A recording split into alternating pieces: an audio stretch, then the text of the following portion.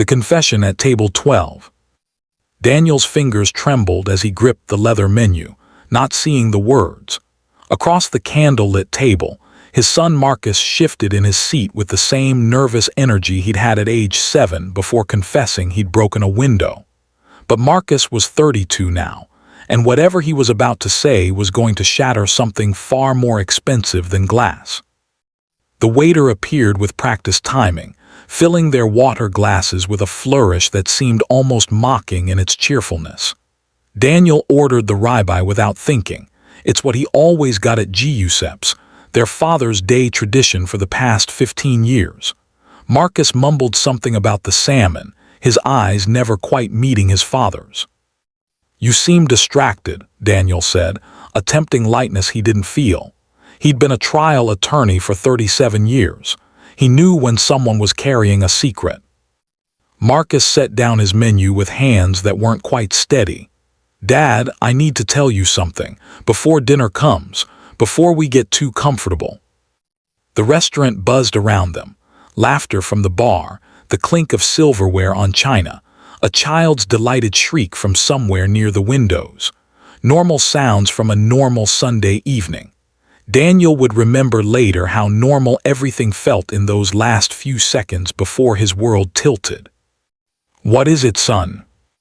Marcus swallowed hard.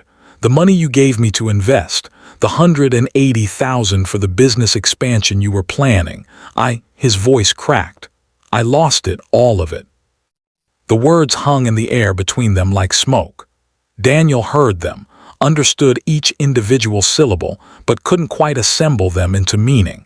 $180,000. His retirement supplement. The safety net he'd built over 40 years of depositions and court dates and weekends at the office instead of the beach. "What do you mean, lost it?" "Cryptocurrency," Marcus said, the word barely a whisper. God, Dad, I thought I could turn it into more, double it, maybe triple it. You were talking about expanding the practice, bringing in another partner, and I wanted to help make it happen faster. There was this opportunity, and the returns looked incredible, and You gambled with my money." Daniel's voice came out flat, emotionless, the lawyer voice, the one that made witnesses squirm on the stand. "I invested it, there's a difference." "Is there?" Daniel leaned back, the leather booth suddenly feeling like a cage. "Because from where I'm sitting, you took money I entrusted to you, money I spent decades earning, and you threw it at some digital coins hopping to get rich quick. That sounds an awful lot like gambling to me." Marcus flinched. "It wasn't like that. I did research. I spent months studying the market, following the trends.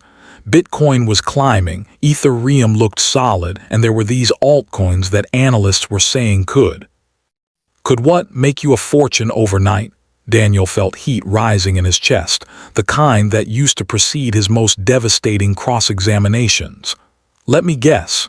You got in at the peak, wrote it down, held on thinking it would recover, and now it's gone." The accuracy of his assessment showed on Marcus's face. His son looked away, focusing on something over Daniel's shoulder. "Not entirely gone. There's about 7,000 left. I kept hopping if I held on long enough." 7,000. Daniel laughed, a sound with no humor in it. "Out of 180. That's a 96% loss, Marcus. Do you know how hard it is to lose that much money even if you're trying?" I know, and I'm so sorry. I've been sick over this for months. I couldn't sleep, couldn't eat. Katie threatened to leave me because I was so stressed and wouldn't tell her why." Marcus finally met his eyes, and Daniel saw genuine anguish there. Saw the little boy who'd cried when he accidentally killed his goldfish, the teenager who'd confessed to denting the car, the young man who'd called him sobbing when his college girlfriend broke his heart. But this wasn't a goldfish or a dented bumper. This was Daniel's future. "When did it happen?" Daniel asked quietly. "I started investing it in March. By August I was down 60%. I kept thinking it would recover. Everyone said the dip was temporary, that crypto always bounces back, so I held on. And then in November there was this crash and..." Marcus spread his hands helplessly. It just kept falling. Daniel did the math. Marcus had been sitting on this disaster for months, had come to Thanksgiving dinner and carved turkey and played with his daughters and smiled like nothing was wrong, had called on Christmas and thanked Daniel for the watch, his voice bright and cheerful, had been lying by omission for half a year. "Why now?" Daniel asked. "Why tell me today of all days?" "Because I couldn't do it anymore, couldn't keep pretending, and because—" Marcus pulled out his phone, swiped through a few screens and turned it toward Daniel. "Because I got this yesterday." It was an email from a crypto exchange. Due to recent regulatory changes and the bankruptcy of one of their partner platforms, the remaining funds in Marcus's account would be frozen pending investigation. The $7,000 that remained might not even be accessible. "So it's all gone," Daniel said softly. "Completely gone." "I'm going to pay you back." Marcus leaned forward, urgent now. "Every penny. I've already started. I talked to the bank about a second mortgage. I'm selling the boat. Katie's going back to work. We're pulling the girls from private school. Whatever it takes, Dad, I swear." "How long?" Marcus hesitated. "What?" "How long will it take you to pay me back $180,000? The silence stretched out. Around them, the restaurant continued its oblivious celebration of fathers and sons, mothers and daughters, families intact and happy. Finally, Marcus said, 15 years, maybe 20 if we're being realistic. 20 years. Daniel was 63. 20 years would make him 83 if he lived that long. His father had died at 71, his brother at 68. The men in his family didn't tend toward longevity. "I was going to retire at 65, Daniel heard himself say. "That money was supposed to supplement my pension. Let me travel with your mother, maybe buy that place in Asheville we've been looking at. Now." He gestured vaguely, unable to finish the sentence. "I know, God, Dad, I know what I've cost you. I hate myself for it. I really thought I was helping. I wanted to be the son who made his father's dreams bigger, not smaller." And there it was, Daniel thought, the real tragedy underneath the financial one.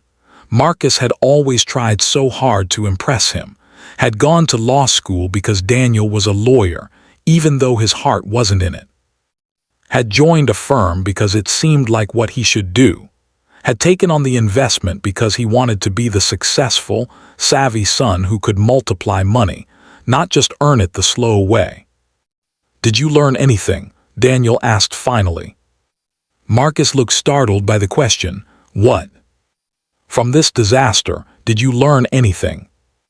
"I learned that I'm an idiot who should never touch an investment more complicated than a savings account." "You're not an idiot." The words came out automatically, the same way they had when Marcus failed his first calculus test, when he didn't make varsity basketball, when he bombed his first job interview. "You're impulsive. You're overly optimistic. You believe in shortcuts, but you're not an idiot." "Those don't sound much better." Daniel allowed himself a small, sad smile. "No, I suppose they don't." He picked up his water glass, set it down without drinking. "Your mother doesn't know yet, does she?" Marcus shook his head. "She's going to be devastated." "I know. Not about the money, about the lying, the months of deception." Daniel rubbed his temples, feeling the onset of a headache. "She's going to want to talk about trust and communication and what this means for our relationship with you and Katie and the girls." "I know that too." The waiter appeared with their salads, setting them down with impeccable timing that now seemed like an intrusion. Daniel stared at the greens and cherry tomatoes, unable to imagine eating. Across from him, Marcus wasn't even pretending to look at his food. "I'm going to ask you something," Daniel said after the waiter left, "and I need you to be completely honest with me, more honest than you've been in months." "Anything." "Are there other secrets, other disasters waiting to come out? Did you borrow money from dangerous people?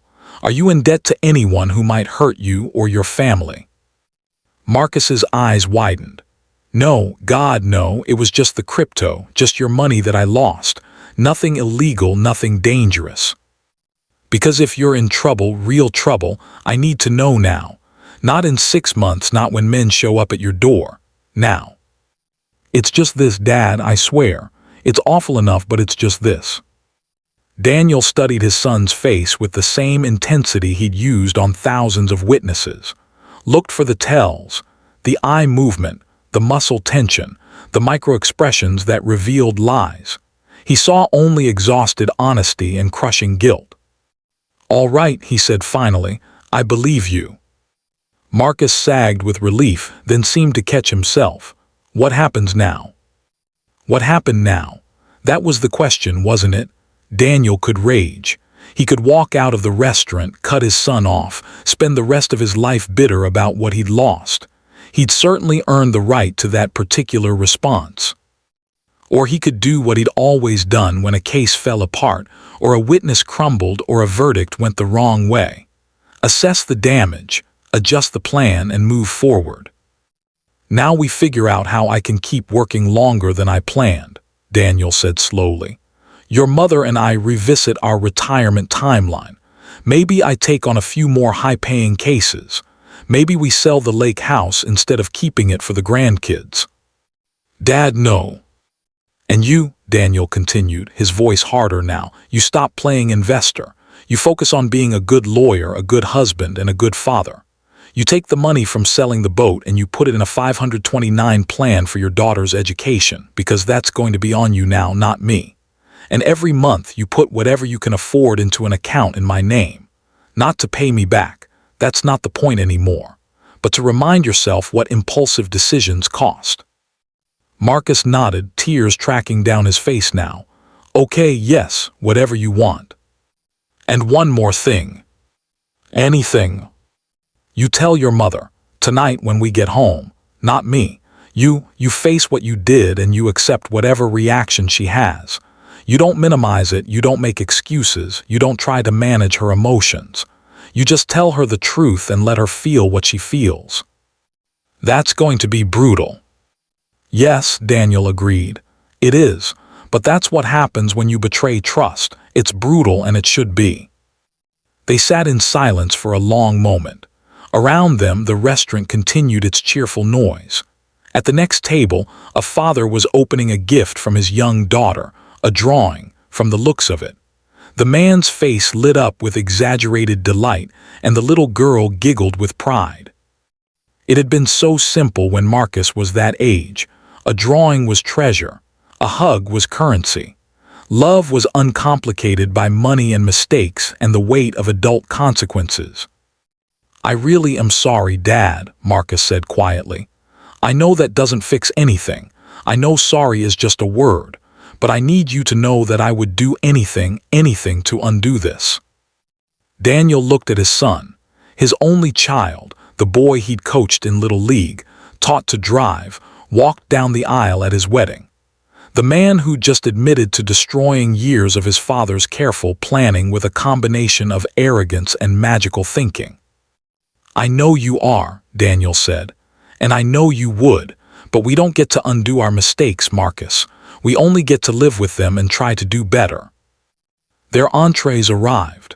They ate mechanically, making sporadic conversation about Marcus's daughters, about a case Daniel was working on, about anything except the elephant sitting at the table with them.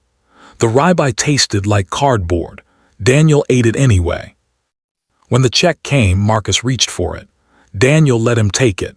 It was a small thing, meaningless in the scope of what had been lost, but he let his son have it anyway. In the parking lot, under the amber glow of streetlights, they stood by their cars in awkward silence. Happy Father's Day, Marcus said, and then immediately looked horrified at his own words. Despite everything, Daniel felt a laugh bubble up. Well, it's certainly been memorable. I love you, Dad. I love you too, son. That's why this hurts so much. He drove home slowly, in no hurry to face his wife with this news, even second-hand. In no hurry to watch her face crumple when she learned what their son had done. in no hurry to start rebuilding a future that would now look very different from the one he'd imagined. But he would rebuild it, because that's what you did when things fell apart. You assessed the damage, you adjusted the plan, and you moved forward.